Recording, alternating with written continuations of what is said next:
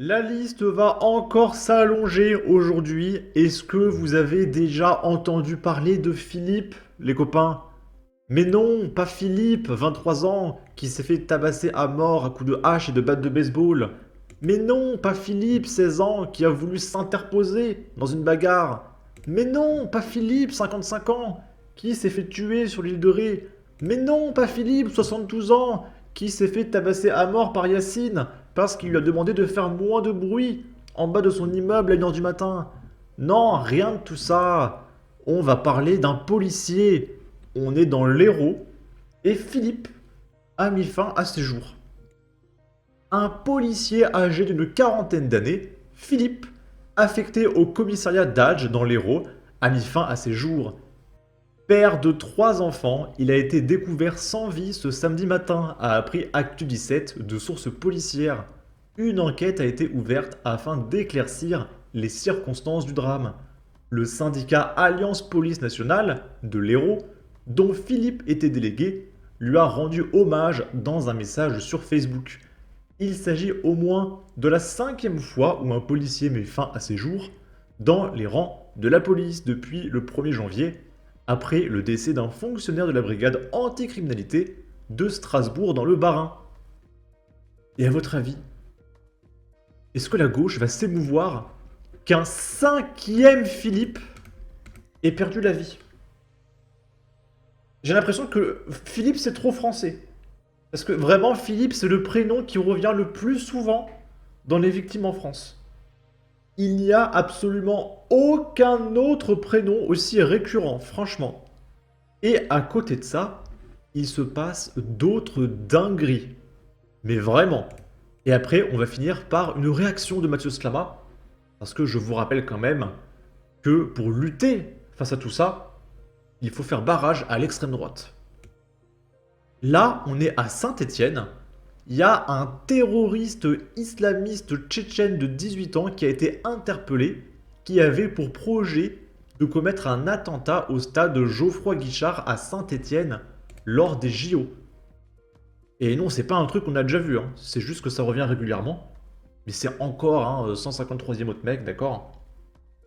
Et du coup, on va pas lire l'article, parce qu'ils vont résumer ce que vont dire BFM TV dans ce reportage. On va mettre un petit filtre anti-droit d'auteur. Hop, et on va écouter ça. Oui, c'est un jeune homme de 18 ans, jeune, un jeune majeur qui a été arrêté la semaine dernière, mercredi dernier, qui a été interpellé à son domicile de Saint-Étienne par les enquêteurs de la DGSI. Il est soupçonné d'avoir voulu commettre un attentat lors des JO.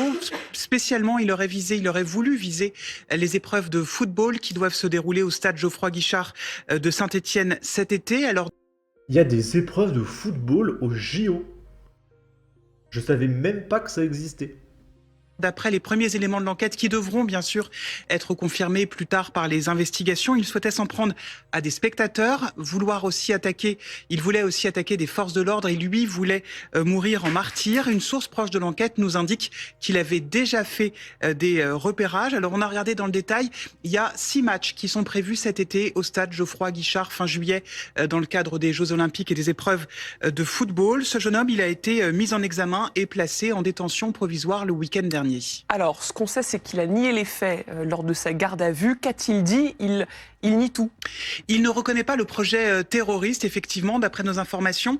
Il reconnaît avoir eu des échanges, des discussions via des messageries cryptées avec des personnes qui seraient, d'après nos informations, de la mouvance islamiste, mais rien de plus. Il ne reconnaîtrait pas avoir effectué des repérages. Pourtant, on le disait, des vidéos de repérage du stade ont été retrouvées dans son téléphone d'après une source proche de l'enquête. Et d'après nos informations également, une photo du stade a été retrouvée dans son ordinateur. Alors, quelques mots sur le profil de ce jeune homme qui vient tout juste d'avoir 18 ans. Il est inconnu des services de police et de justice, d'après une source proche de l'enquête. Il serait arrivé en France l'année dernière, en 2023, avec ses parents et ses frères. On peut imaginer évidemment qu'il y a eu des auditions dans son entourage, comme c'est le cas dans ce genre d'enquête. Un jeune homme qui dort donc en prison depuis dimanche dernier. Il a été présenté à un juge d'instruction et mis en examen. Ok. Oui. Moi, je pense qu'il était malade et que pour régler le problème, il faudrait qu'on paye plus d'impôts. Parce que si on aurait réussi à le guérir, il aurait tué personne. Donc s'il vous plaît, mais imposez-moi davantage. Imposez-nous. Ah, je veux payer plus d'impôts. On va regarder les commentaires. Il faut en faire venir plus. Sinon, le prix de la livraison de sushis risque d'augmenter, compris les fachos. La seule chose qu'on doit savoir, c'est qu'ils n'avaient rien à foutre chez nous. Plein les fesses d'avoir à subir ces sociopathes incultes et superstitieux. Pour quelle raison des familles tchétchènes migrent en France? BFM qui veut encore faire peur à défaut de réchauffement climatique. Ok. C'est la faute de BFM qui fait peur, ok. Et du coup, on a plus d'infos. Donc le mec s'appelle Rockman B. Il avait 18 ans. Il voulait tuer des mécréants. C'était un demandeur d'asile tchétchène. Il est arrivé l'année dernière en France. Et il est en contact avec des combattants de Daesh. Ça va, c'est bon. Arrêtez de vous plaindre un petit peu. Quand même. Et du coup, son contact, qui était complice de son acte, et notamment membre d'une branche afghane particulièrement violente de l'organisation terroriste, qui est notamment responsable d'un attentat sanglant de Moscou qui a fait 145 morts en mars dernier. Rien que ça. On est en France, hein. Le mec est en France. Ok. C'est absolument merveilleux. J'ai des étoiles dans les yeux, hein. J'arrive pas à lire l'article. Je suis trop ému. C'est trop génial. Je suis tellement comblé par ce multiculturalisme. J'ai envie de pleurer, les copains. C'est génial. Je pense qu'on devrait accueillir encore plus de Tchétchènes. Il n'y a pas assez de Tchétchènes en France, les copains. Et les quotas, alors, on fait comment? Et du coup, notre cher Rockman est un jeune homme qui arrivait en 2023 avec ses parents et ses frères en provenance de Russie. Installé à Saint-Étienne, cette famille avait déposé auprès de l'OFPRA une demande d'asile. Non scolarisé, mais envisageant de s'inscrire dans une formation universitaire, Rockman entretenait surtout des conversations conspiratives sur la messagerie Telegram. Si je faisais un attentat là, ça ferait beaucoup de victimes. A-t-il dit lors d'un échange écrit en cyrillique, laissant penser que ses interlocuteurs sont des membres russophones de l'LK. Le jeune homme évoquait son souhait de tuer des mécréants, que ce soit des spectateurs ou des policiers, avant de mourir en martyr. Dans des discussions, Rockman ne précisait cependant pas quel mode opératoire il envisageait d'utiliser dans cette enceinte sportive qui doit accueillir des matchs de football. Et là, il va y avoir un regroupement de touristes au JO. Mais j'espère pas. En vrai, j'espère pas, hein, évidemment. Mais les probabilités qu'il y ait un attentat, voire plusieurs, pendant les JO, est de plus de 90%, mais c'est obligatoire! Toutes les semaines, on apprend qu'il y a un attentat qui a été déjoué. Bon, et du coup, quel est le problème? Comment on peut régler ça? C'est Mathieu Slama qui va nous l'expliquer et qui va dire que le problème numéro 1 en France, c'est la montée de l'extrême droite. D'accord? Il nous dit le RN est à 32% et la gauche se déchire. C'est une très grave faute, c'est insupportable. On espère que l'extrême droite n'arrivera pas au pouvoir. Imaginez si l'extrême droite arrive au pouvoir. Que peut-il se passer? Je n'ose même pas l'imaginer. Différente. Donc la NUPES, en quelque sorte, est morte à cette occasion. Donc une gauche divisée, elle gagne très rarement dans l'histoire. Donc déjà, ça c'est un problème.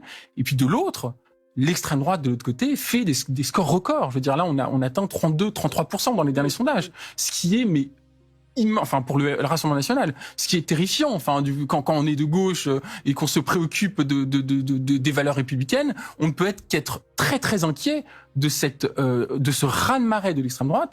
Et d'une part, que la gauche soit divisée face à cette montée de l'extrême droite, c'est une très grave faute, à mon sens. Voilà.